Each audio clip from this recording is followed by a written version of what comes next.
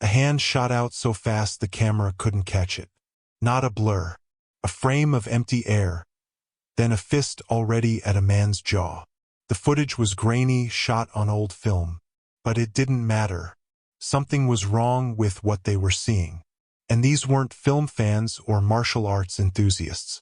These were physicists. One of them stood up from his chair.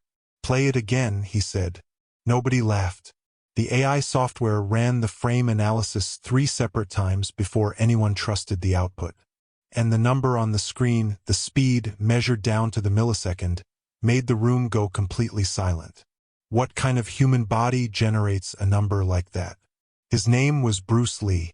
And that number was about to change everything they thought they knew about what a human being can do. Stay with me on this one. Bruce Lee was born in San Francisco in 1940 and raised in Hong Kong. His father was a Cantonese opera star. By the time Bruce was a teenager, he was already fighting. Real fights, street fights, rooftop fights, the kind that got him in enough trouble that his parents shipped him back to the United States at 18 just to keep him out of a cell. He arrived in Seattle with almost nothing. No connections. No gym. No backing. He started teaching in parking lots, in backyards, anywhere someone would let him set up and show what he could do. And what he could do, nobody had quite seen before. Here's the thing about Bruce Lee's speed that everyone who watched him work talked about afterward. It wasn't just fast. It was wrong fast. The kind of fast that made experienced martial artists shake their heads and say, "That can't be right." Because experienced people know what fast looks like. They've seen it their whole careers. And what Bruce Lee did didn't look like fast. It looked like something else entirely. A man named Bob Baker sparred with him. He said Bruce Lee hit him in the chest so quickly that all he felt was the aftermath. Not the punch. Just the result of it. Baker said he had to be helped off the floor. Kareem Abdul-Jabbar, the basketball player, a man who was 7 feet 2 inches tall and had spent years at the absolute peak of professional athletics, trained with Bruce Lee and called him the most physically remarkable person he had ever been close to. Not one of the most. The most. Now at this point you might be thinking, okay, big guys say other guys are impressive. That happens. Happens all the time. But here's what separates Bruce Lee from the usual conversation. The claims about his speed were specific. Not just he was fast. Specific. People who studied the footage frame by frame were saying things that should have been impossible. His 1-inch punch, a strike thrown from a single inch of distance, was sending full-grown adults flying backward across a room. His 2-finger push-ups were documented on film. His ability to snatch a dime out of someone's open palm before they could close their fingers around it was filmed more than once. The problem was the film itself. Standard film in the 1960s and early 1970s ran at 24 frames per second. Some cameras ran higher, 32, 48 frames per second, but not many, and most of the footage of Bruce Lee in motion came from standard film stock or television cameras. At 24 frames per second, you have roughly 42 milliseconds between each frame. If a strike happens in less time than that, it simply doesn't appear. The camera takes a picture. The fist is at the hip. The camera takes the next picture. The fist is already at the target. And everything that happened between those 2 frames, the acceleration, the travel, the impact, is invisible. That's not blur. That's not bad footage. That's a gap in the record. A physical gap. And for decades, that gap made any precise measurement completely impossible. People argued. People estimated. Sports scientists looked at it. Martial arts historians wrote books about it. But nobody could hand you a number that held up, because the cameras of the time simply were not built to capture what Bruce Lee was doing. Now here's where the story changes. By the time AI motion analysis software became sophisticated enough to do something genuinely new with old footage, the people who built it were not thinking about Bruce Lee.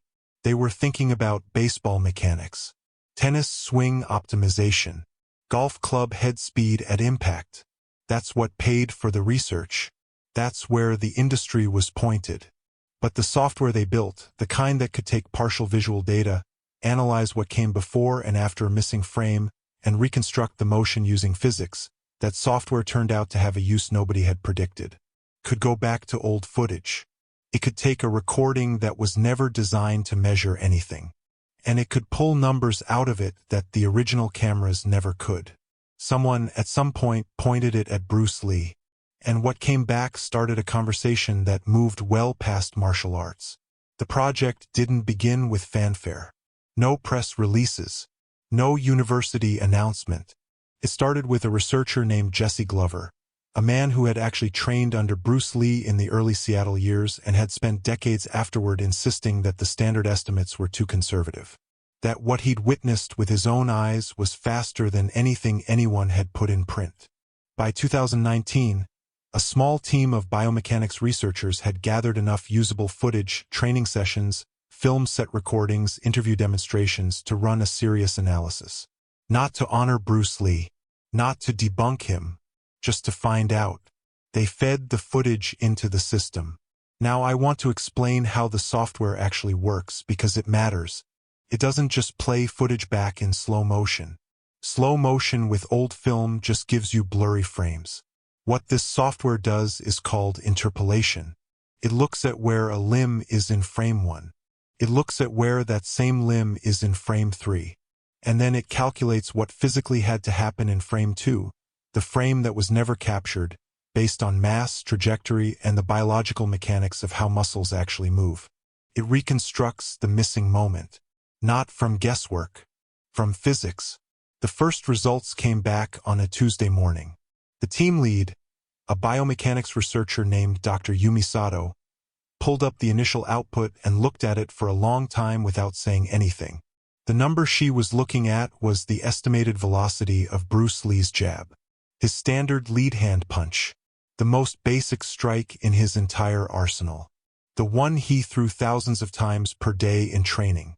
The number was faster than the team had expected, significantly faster, but they didn't trust it yet. Equipment errors happen. Software errors happen. Calibration issues can throw a measurement way off. Run it again, Sato said. They ran it again.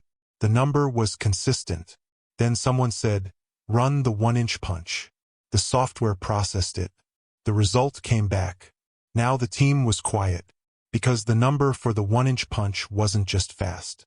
The acceleration rate, the speed at which the fist went from 0 to full velocity across 1 inch of travel, was sitting in a range that the team's own database flagged as outside normal human performance. Not slightly outside, significantly outside. One researcher pulled up a comparison chart and put Bruce Lee's numbers next to elite boxers, Olympic martial artists, the fastest measured strikes in professional combat sports. The gap was not subtle. Sato printed the data. She put it on the table. She said, we need to bring in someone from physics before we publish anything. 2 physicists from the University Biomechanics Department came in that afternoon. Both specialized in kinetics, the study of force and motion. Neither was a Bruce Lee enthusiast. One of them had never watched a martial arts film in his life. They looked at the data. They questioned the methodology. They checked the interpolation model.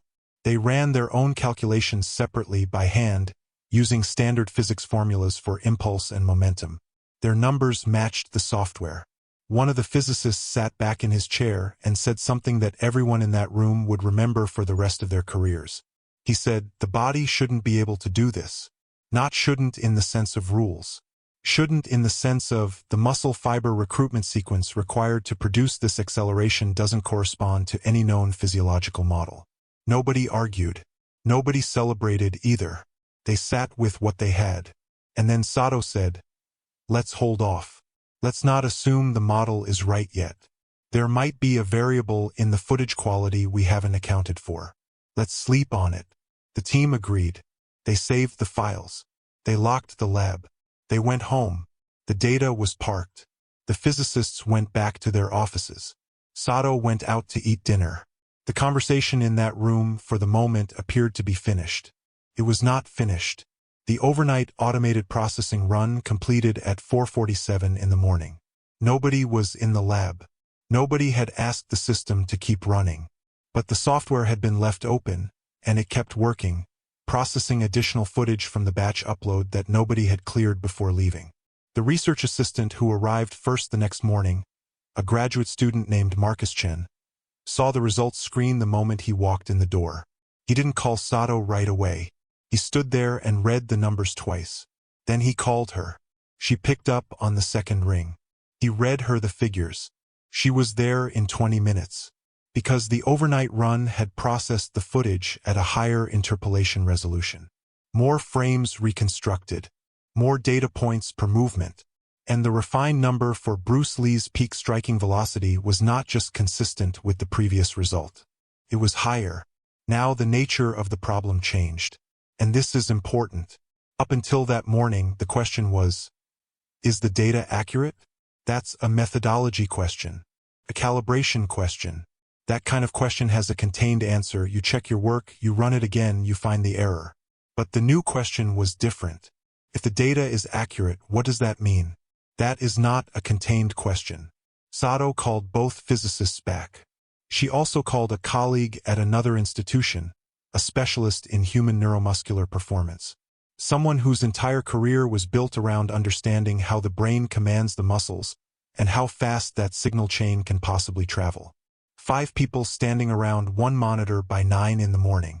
The neuromuscular specialist looked at the acceleration data first. She looked at the elapsed time between the initiation of the movement and peak velocity. Then she pulled up her own baseline data, the established science on how fast the human nervous system can transmit a movement signal from brain to hand. She said, the signal chain alone should take longer than this entire movement. Nobody responded for a moment. She explained it. The motor signal, the electrical impulse that travels from the brain, down the spinal cord, through the peripheral nervous system into the muscle has a minimum travel time. It's fast. But it has a floor. A physical floor determined by the distance it needs to travel and the conduction velocity of nerve tissue. For a punch, that signal chain takes somewhere between 70 and 100 milliseconds for a trained athlete. That is not a fitness variable.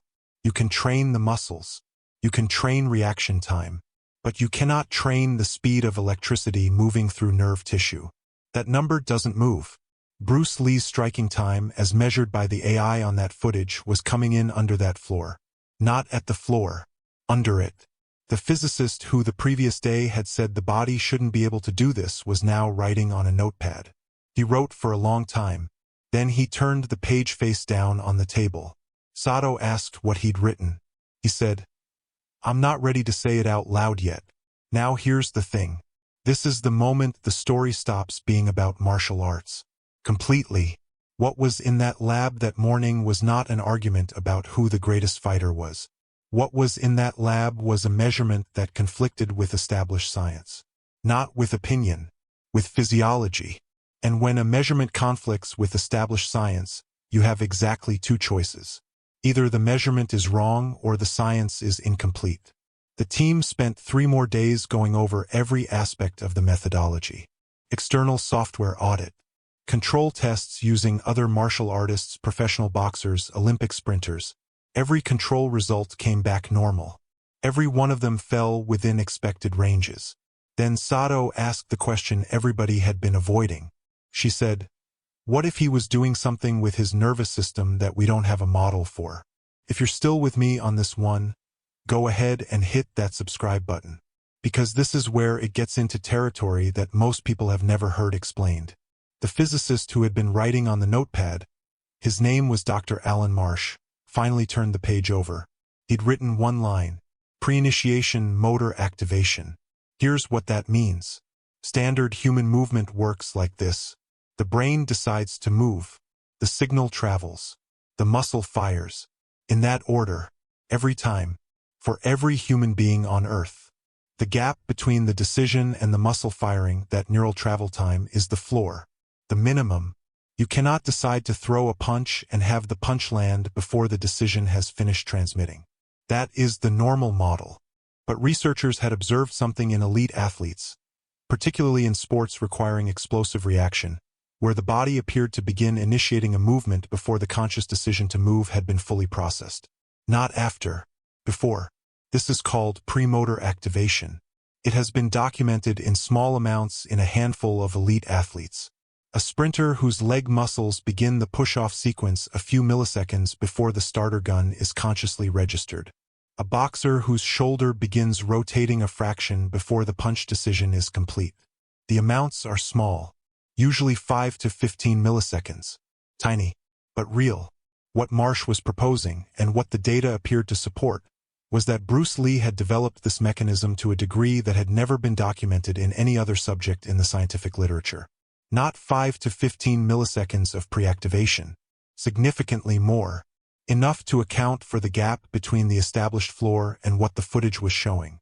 The implication was that Bruce Lee's training, years and years of obsessive, deliberate repetition, had compressed the connection between intention and execution to a point where the normal model no longer applied.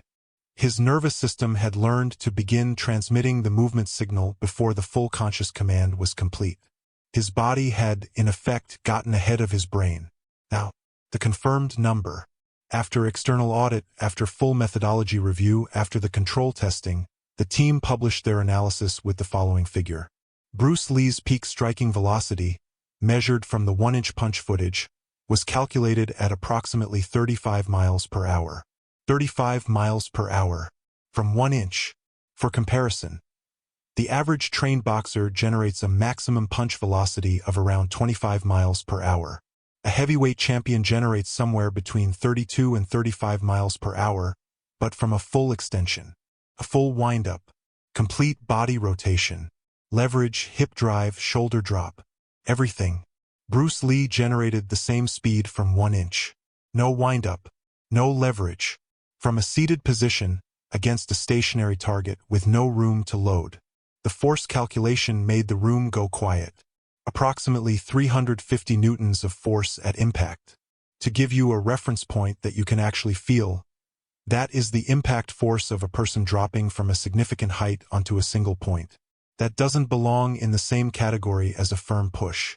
That belongs in a different physics discussion entirely. One of the physicists walked to the whiteboard. He wrote out the impulse equation. Force multiplied by time equals change in momentum. He plugged in the confirmed numbers. Then he stepped back and looked at what he'd written. He said, for this to be accurate, the transfer of momentum would have to occur in approximately 5 milliseconds. 5 milliseconds. A human blink takes 150 milliseconds. A hummingbird's wing beat takes 80. A professional fastball crossing home plate takes around 400 milliseconds from release to glove. 5 milliseconds is not a measurement most people have a reference point for. It is faster than the processing speed of many industrial sensors. He stood at the whiteboard for another moment and then said, and this became the quote that left the room that day and eventually appeared in papers and at biomechanics conferences. He said, I have spent my career studying motion. I have never encountered a human data set that made me revise my assumptions about what's possible. Until today. Sato called Jesse Glover that evening. Glover was in his 80s by then. She told him what the numbers showed. Long pause on the phone. Then Glover said, that's lower than what I saw. He meant the number was still too conservative. Nobody at the lab argued with him. The study was peer-reviewed and published. It generated more attention than most biomechanics research ever does, because the implication reached across disciplines. Neurologists had questions. Sports scientists had questions. Philosophers of human performance, yes, that's a real field, had questions. The core question was the one Sato had asked in the lab. What if someone had developed a capability within the human nervous system that existing models hadn't accounted for? What does that mean for how we define the ceiling? Because the way science normally sets a ceiling, it does it through measurement. You study 1,000 elite athletes. You find the fastest. You draw a line. You say, this is what human beings can do. This is the top. Bruce Lee's numbers, if accurate, were not at the top of that line. They were past it. In territory the models hadn't mapped. The uncomfortable answer, the one Marsh had written on that notepad, was that the ceiling might not be a ceiling at all. It might be a benchmark, a record of how far human beings had gone so far, not how far they can go. That wasn't a comfortable idea for people who work with fixed values. Physicists and physiologists spend careers establishing constants. The idea that a human body could produce a result that steps past a physiological constant is not something that fits cleanly into any existing framework. But the data stood. The audit passed. The methodology held. And gradually the conversation shifted from, is this accurate, to what do we do with it? Bruce Lee himself wrote about this.